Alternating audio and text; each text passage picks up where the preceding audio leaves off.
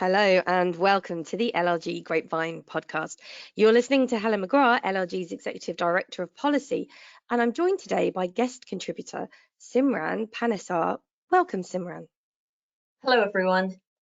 Now, every year, LLG takes 3 interns to help us deliver all the varied membership offerings and campaign work streams so integral to improving the local government landscape and, in turn, the communities which we serve. We know that there are great challenges to recruitment into the local government sector, and the legal profession is no exception. The LGA are alive to this problem and are working to find ways to attract individuals into the sector. LLG, of course, have our National Graduate Recruitment Campaign and our Successful Work Experience Week, now in its 3rd year. Our intern programme, which started with 1 appointment 3 years ago, has now increased to 3 this year. And it's seen 2 individuals go on and work in local government permanent employment and 1 more move to the private legal sector.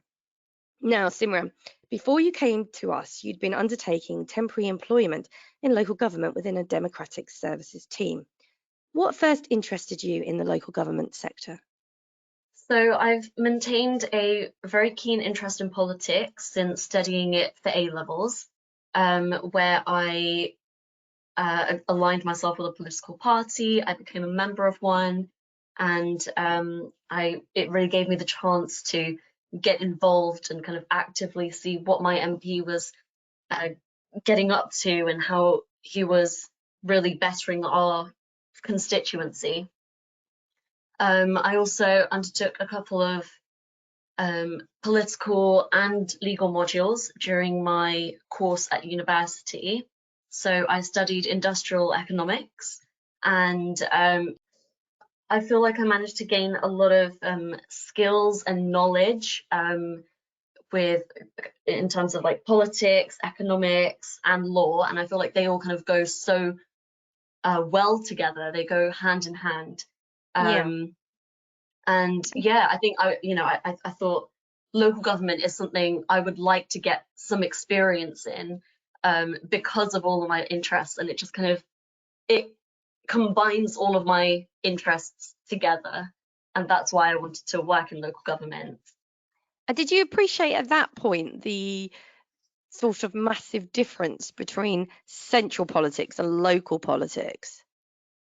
Yeah, so I worked in as you mentioned, I did undertake temporary employment in local government, and I didn't realize how much a council operates as a mini centralized government. And yeah, I didn't realize they kind of have their own councils, committees, and just so many processes and the hierarchy like the leader of the council. I never really understood that until I actually worked in local government. No, I think that's fair enough. I think a lot of people don't understand that until they're exposed to it. So what do you think are the main things you've learned since working for LLG? What didn't you really realise about the sector, Simran? I would say how intertwined all the sectors are, and also how many sectors there are. But I also love how everyone works together to really ensure the best possible outcome for the local people around them.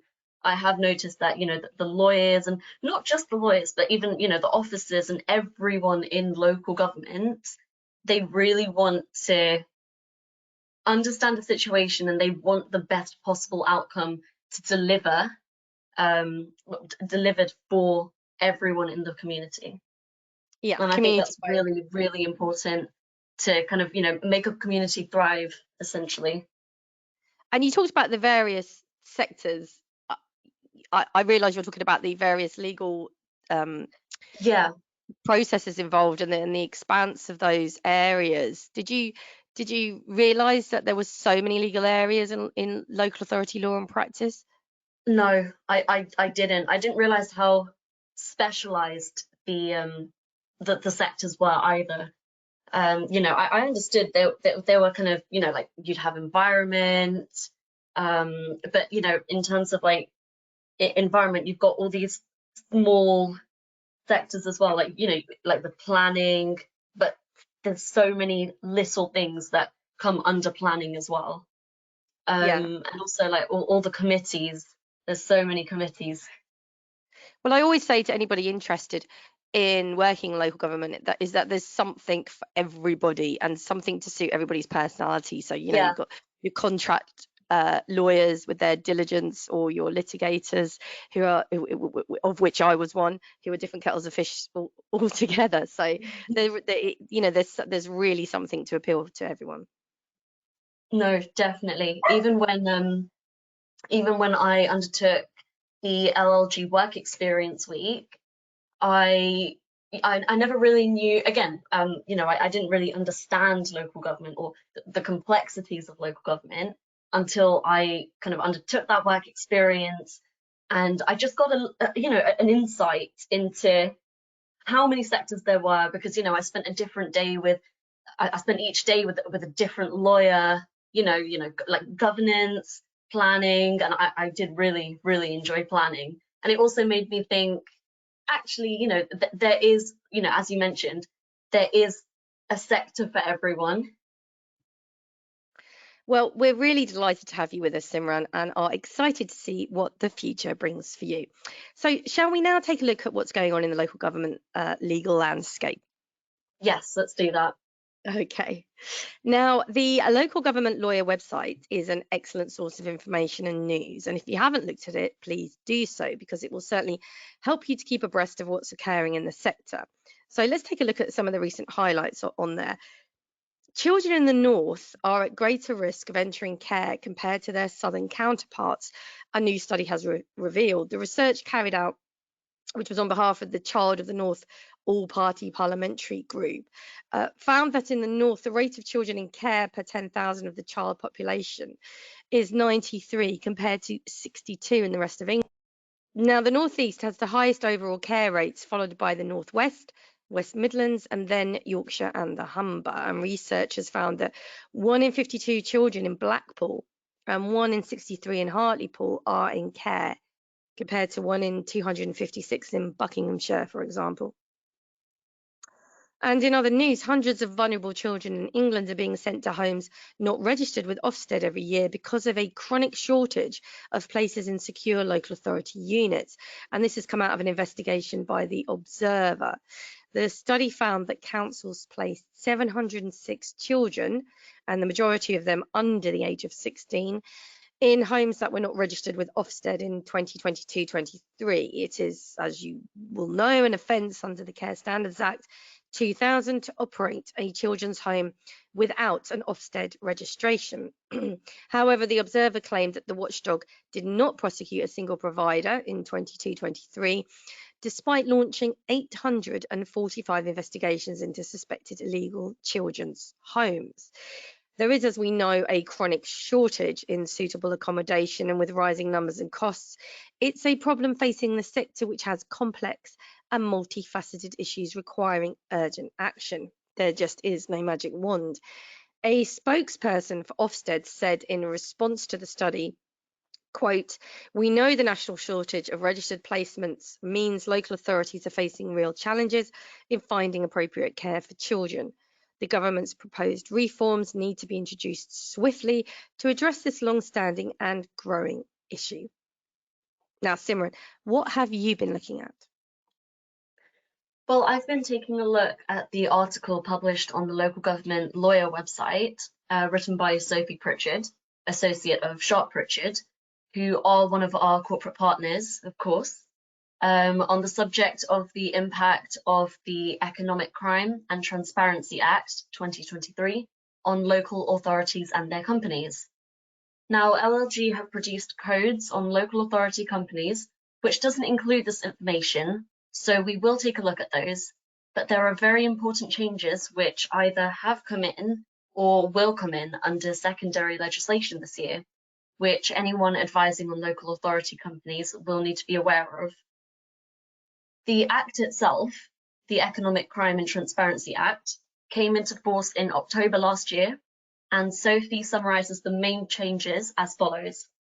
So a new requirement to include an express statement in the registration application that the company's purposes will be lawful. Subscribers will need to set out their full name and surname, and will need to confirm that they are not disqualified directors. Stronger checks on company names and identity verification will apply to directors and PSCs. In terms of identification, this is going to get a lot more prescribed and, quite frankly, more time-consuming. New directors of existing companies will not be able to become directors until their identity has been verified. Directors and people with significant control of new companies will need to have their identity verified prior to the formation of the company, and existing companies will have a transitional period in which to verify their identities. Where companies or limited liability partnerships want to file their own documents, they will have to do it through their directors, company secretary, or employees whose ID have been verified. A transition period will provide existing companies with a set amount of time to comply with the new requirements. Those that do not comply by the end of the period may face criminal sanctions or civil penalties. The company's register will also be annotated to reflect their unverified status. The consequences of non-compliance with the identity verification requirements will depend on circumstances. However, an individual who was under a requirement to verify their identity with the registrar and failed to comply with it could be subject to criminal proceedings, and this could result in a level 5 fine, civil penalties issued by the registrar of companies, incorporations or registration of a new company being rejected, being unable to file statutory filings, and the public register being annotated to show the individual status as unverified. For directors, failing to verify could also result in being prohibited from acting as a director. However, helpfully, the Act abolishes the need for companies to maintain their own registers of directors, directors' residential addresses, secretaries, and people with significant control. Therefore, the general public will rely on the central records at Companies House for the most current information. Well, thank you, Simran, for that helpful overview, and thank you, Sophie Pritchard from Sharp Pritchard, for setting it out so neatly and succinctly in her article, which I would recommend everybody take a look at, because we've only just touched the surface of it and there is a lot of information involved. And also, I better take a deeper look at that article, being myself also the company secretary of LLG. So on that note, thank you for joining me on the podcast, Simran. Thank you. I've really enjoyed being here. And all our interns will be at the LLG Spring Conference in Leeds on the 7th of June. Next week, I will be joined by Ed Hammond from the Centre for Governance and Scrutiny, and John Austin from ADSO will be joining me on the LLG vlog. So watch out for those. Finally, don't forget you can now follow us on Spotify by searching for the LLG Grapevine podcast. Have a good week, everyone.